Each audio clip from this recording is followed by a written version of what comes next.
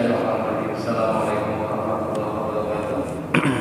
Alhamdulillah. Assalamualaikum warahmatullahi wabarakatuh. Alhamdulillahirabbil alamin. Wassalatu wassalamu ala asyrofil anbiya'i wal mursalin sayyidina wa maulana Muhammadin wa ala alihi wa sahbihi ajma'in. Rabbi shrah li sadri wa yassir li amri wa hlul 'uqdatam min lisani yafqahu qawli. Hadirin jamaah iktikaf yang dirahmati oleh Allah Subhanahu wa taala.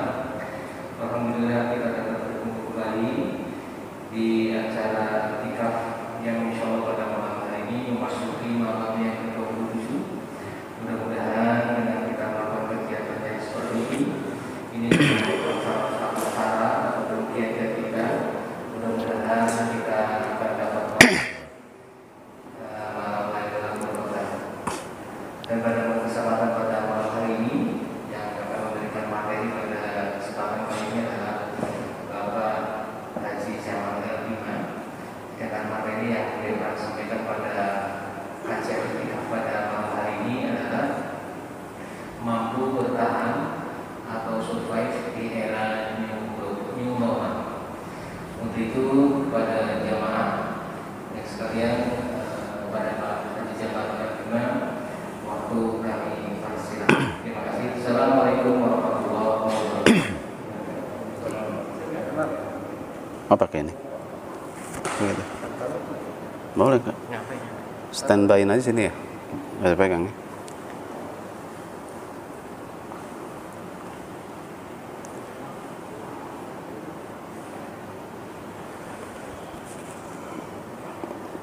Udah.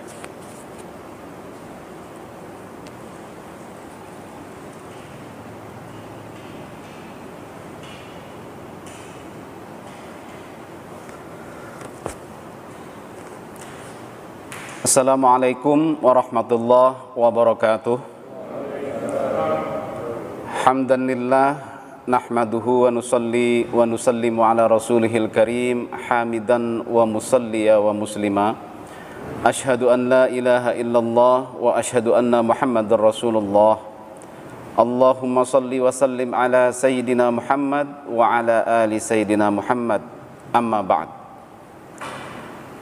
Rabbi shrah li sadri wa yassir li amri wahlul 'uqdatam min lisani yafqahu qawli. Hadirin peserta iktikaf 10 hari Ramadan Masjid Jami Al-Huda Taman Kota yang dimuliakan oleh Allah Subhanahu wa taala. Alhamdulillah pada kesempatan malam hari ini adalah malam yang ke-27 dari rangkaian iktikaf kita. Mudah-mudahan kita panjatkan segala puji syukur kehadirat Allah Subhanahu wa taala. Mudah-mudahan malam ini dalam rangka iktikaf kita senantiasa diberikan kesehatan, rahmat dan hidayah dari Allah Subhanahu wa taala. Dan tak lupa pula salawat dan salam senantiasa kita sanjungkan kepada junjungan Nabi besar kita Muhammad sallallahu alaihi wasallam.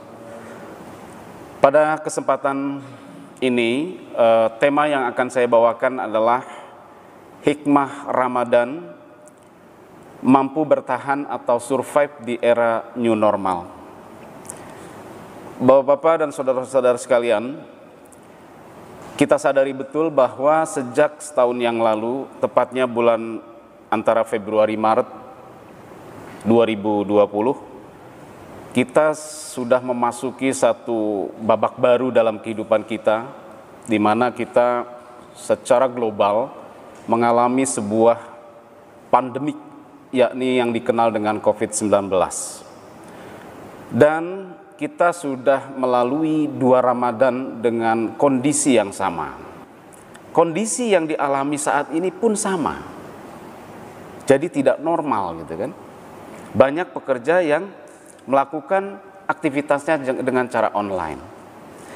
Lalu hasil survei yang berikutnya juga dikatakan ada 7.000 karyawan, seorang karyawan di perusahaan Flex Jobs itu menemukan kondisi karyawan merasa lebih produktif sekitar 65% saat tugas dikerjakannya dari rumah.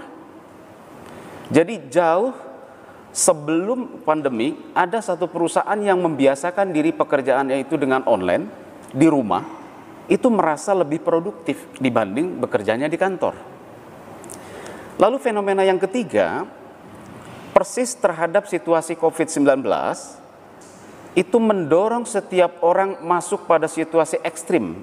Dari rumah ia menemukan bahwa 5% angkatan bekerja di Amerika Serikat itu melakukan pekerjaan secara tetap di rumah.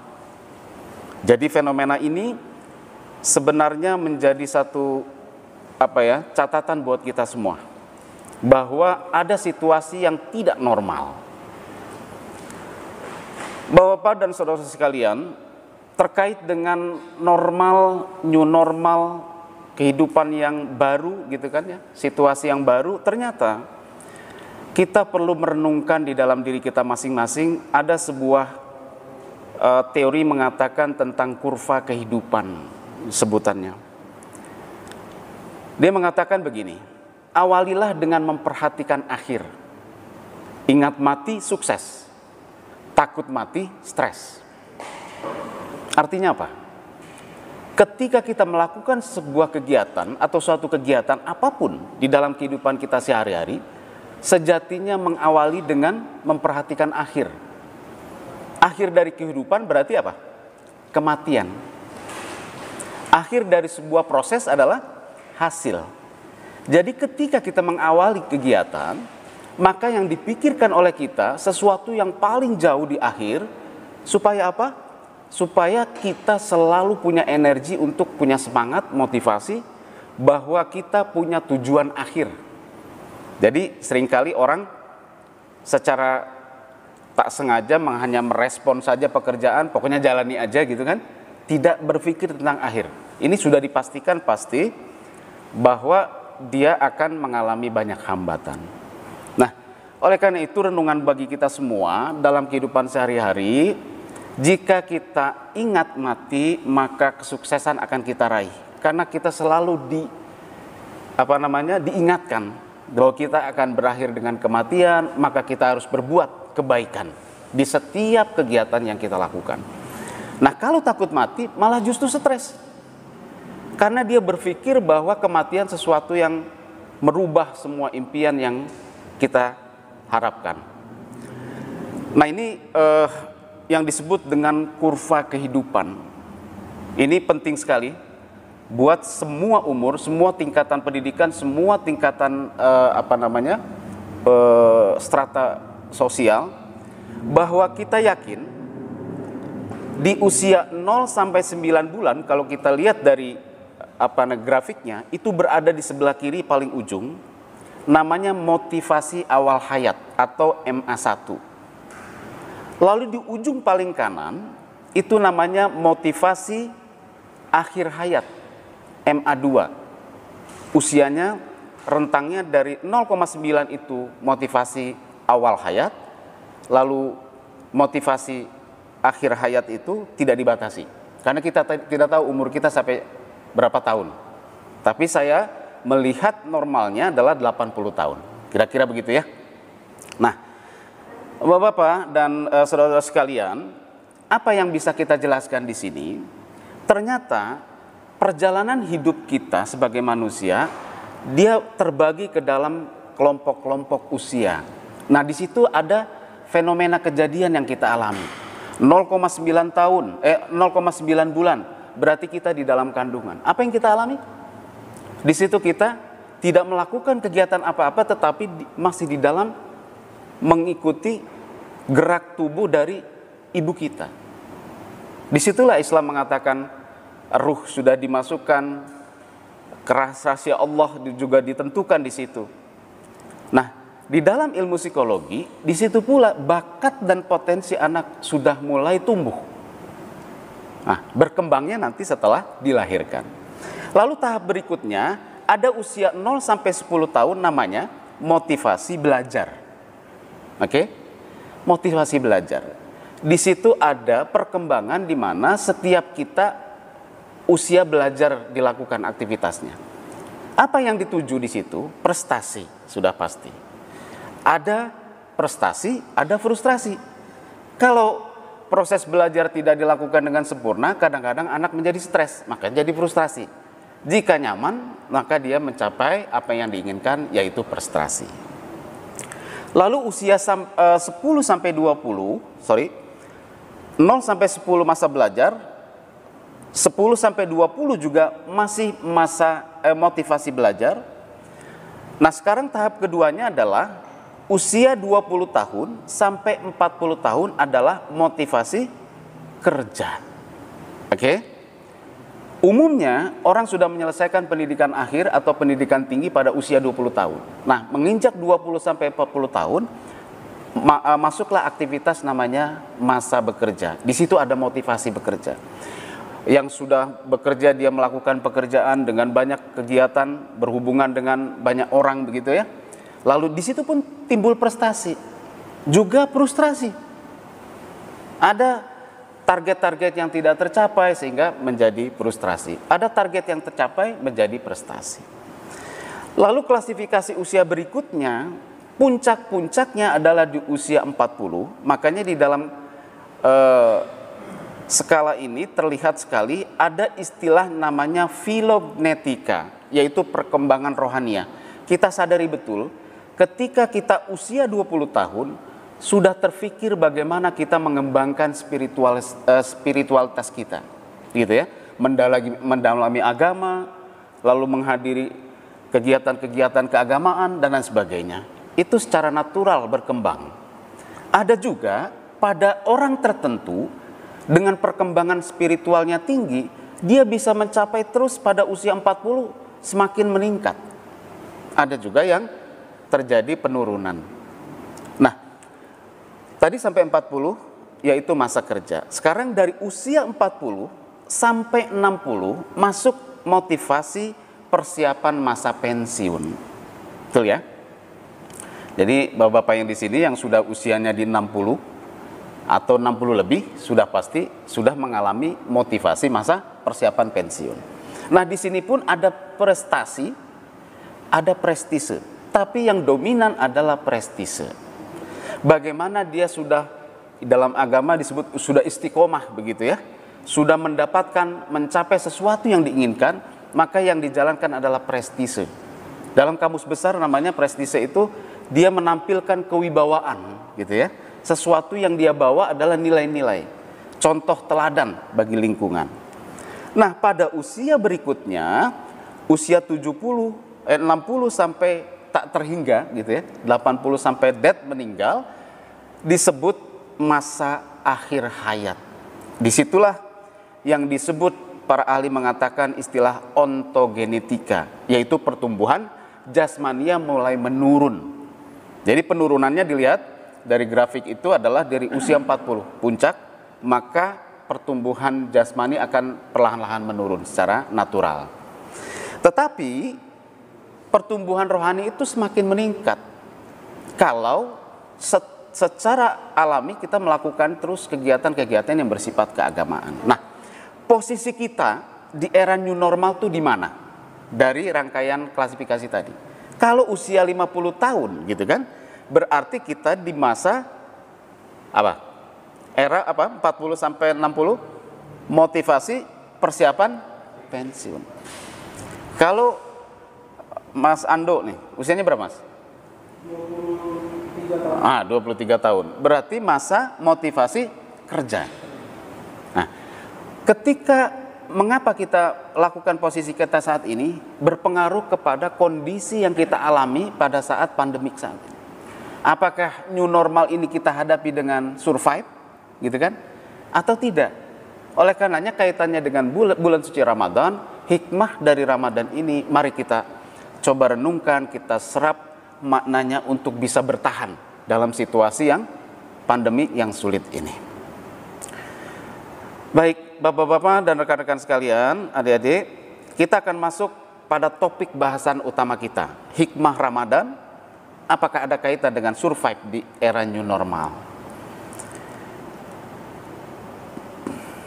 Oke. Hikmah Ramadan bagi kita secara umum itu saya bagi ke dalam 5 aspek.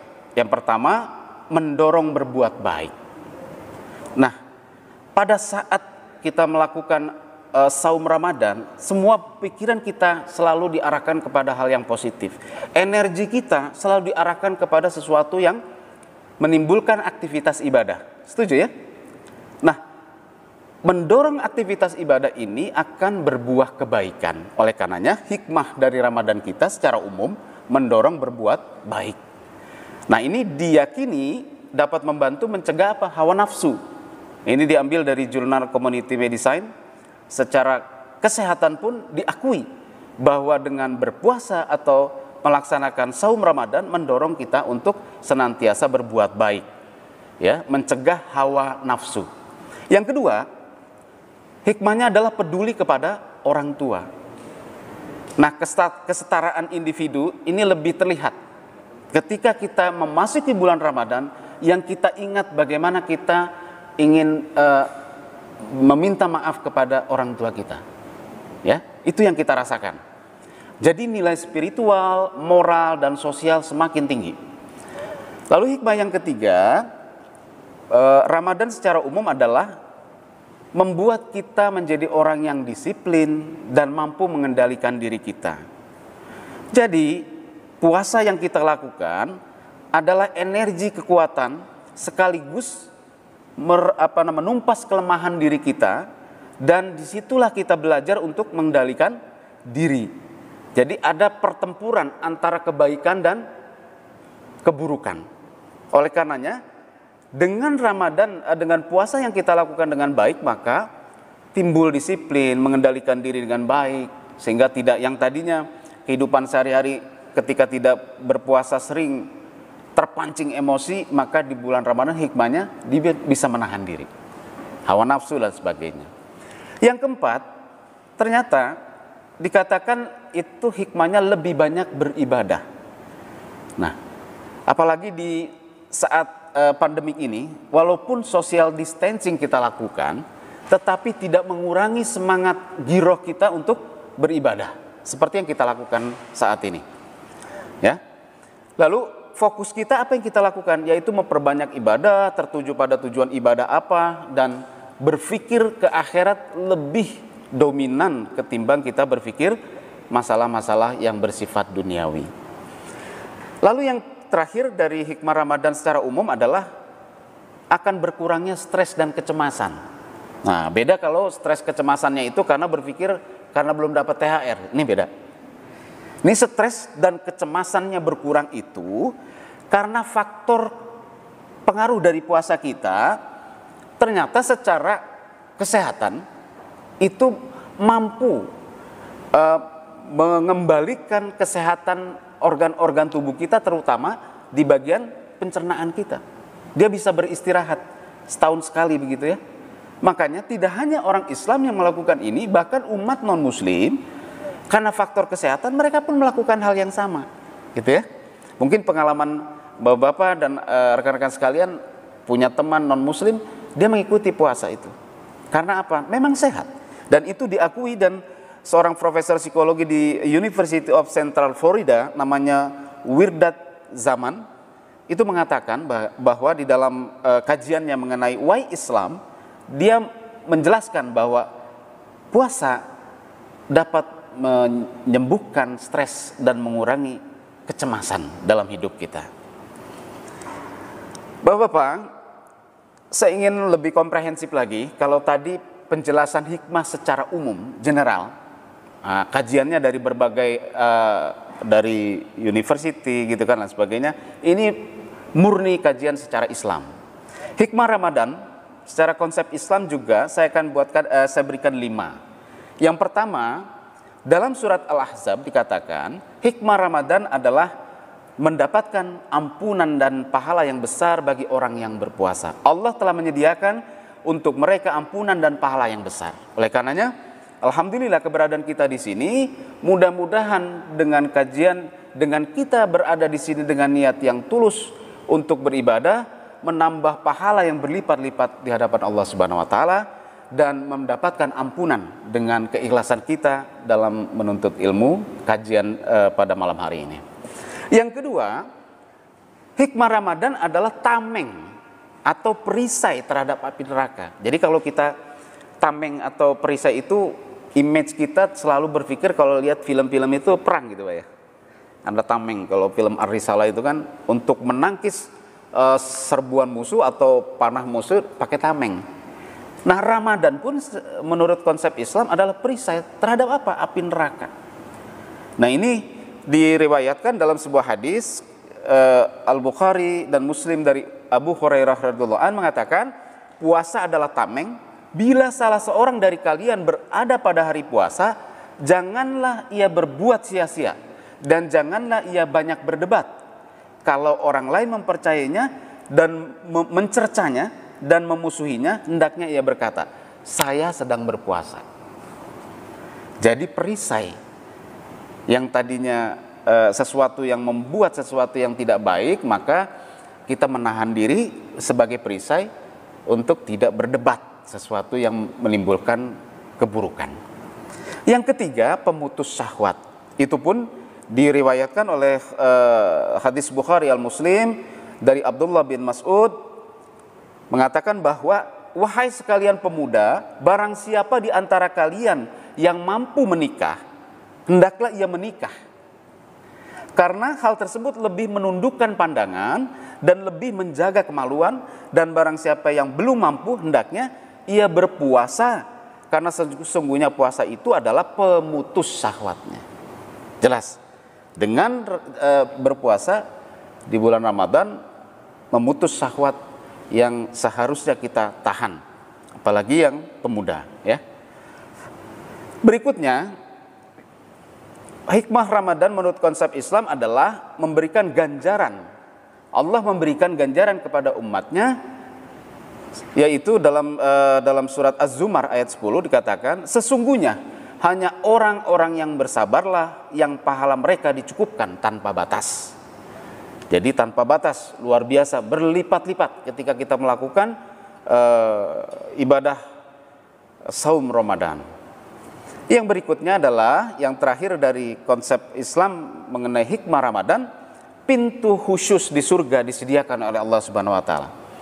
Diriwayatkan dalam Bukhari Al-Muslim, Sahal bin Sa'ad Asy-Syaidi radhiyallahu an mengatakan, sesungguhnya di surga ada pintu yang dinamakan Ar-Rayyan. Orang-orang yang berpuasa akan masuk melaluinya pada hari kiamat nanti. Tidak ada seorang pun yang melewatinya kecuali mereka. Lalu dikatakan, di mana orang-orang yang berpuasa itu? Lalu mereka memasukinya. Jika orang terakhir dari mereka yang telah masuk, pintu itu pun dikunci sehingga tidak ada seorang pun yang melaluinya. Jadi jelas, hikmah dari kita berpuasa, Allah menyediakan surga dari pintu yang khusus namanya Ar-Rayyan, dan dikunci untuk tidak dimasuki oleh hamba-hamba yang lain kecuali orang yang berpuasa.